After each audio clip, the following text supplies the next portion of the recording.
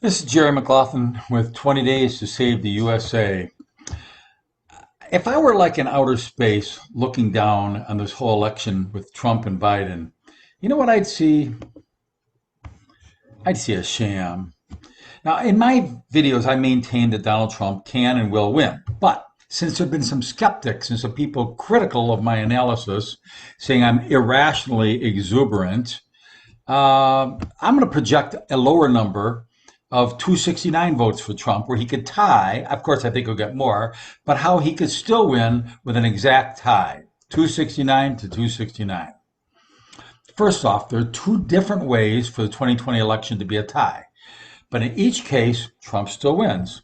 Before I begin this unreported scenario, I want to repeat my emphatic belief again that Trump has won hands down. With that said, scenario number one for a tie, that would be with all states voting in the Electoral College, none being excluded, and the courts rule in Trump's favor after examining the evidence of 600,000 bogus votes in Pennsylvania and so forth. So he wins the states that are within 1/2 of approximately that area. That would include Arizona, Georgia, Wisconsin, and with widespread vote fraud there, it should be a slam dunk for an honest court. Now, Georgia is a no-brainer because it's automatic recount and it's already been granted within 1/2 and, quarter percent, 0.5% of that range.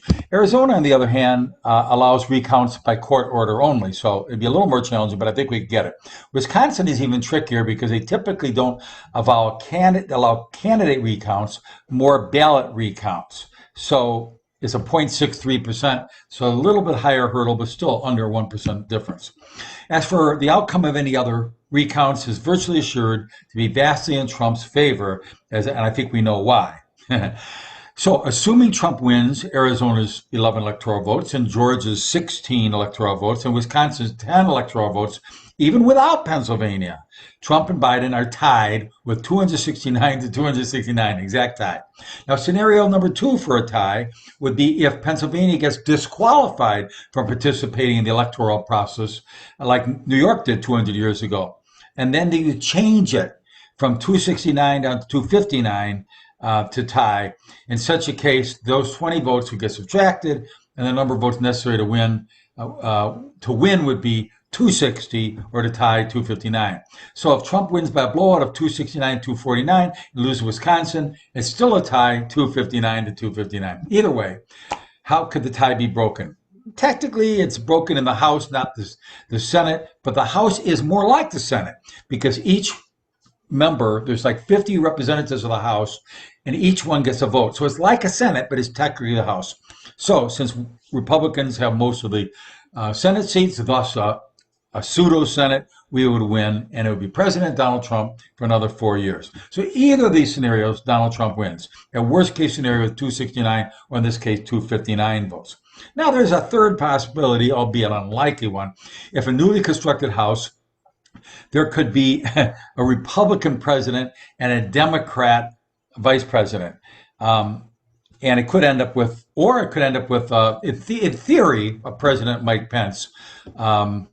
So either way, Republicans hold the presidency. Scenario one, Trump wins. Scenario two, Trump wins. Scenario three, Pence wins.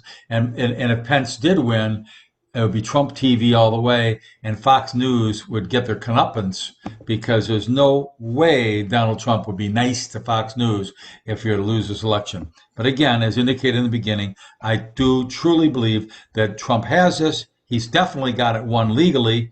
It's just a question of how many legal votes will be allowed by a sometimes crooked judiciary. So I'm Jerry McLaughlin for 20 Days Save the USA in outer space today, looking down on Earth, saying, what madness is going on around there? What on earth is going on? So share this with a friend. Better still, share it with an enemy. Lots of them, because they need to see it's not a slam dunk for Biden, no matter what the media is saying, and no matter what suitcases are being moved into the Oval Office right now, because once Trump is in there, or in the very long shot of Pence in there, either way, they would give the Democrat 78-year-old Joe Biden the left foot of fellowship out of the Oval Office. So thank you for watching. We'll keep you updated.